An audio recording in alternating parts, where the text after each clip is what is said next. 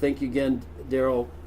Thanks so much for everything that you've given to the world of custom cars and make the life on Earth a lot more pleasurable. Well, actually, the pleasurable part was mine. Yeah.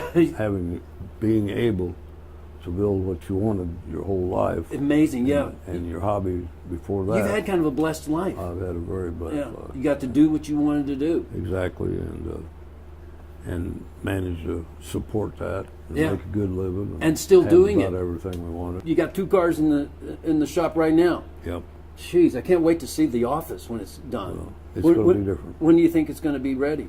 Well, I'm hoping to debut it in February. My next show in Tulsa. Maybe the Space Coupe should be in that show. It should be if you get it done. That's the biggest car show there is inside. Tulsa, Oklahoma. Here we come with Space Coupe. Thank you. Good. Once again. My pleasure. We'll see you soon. Stay tuned.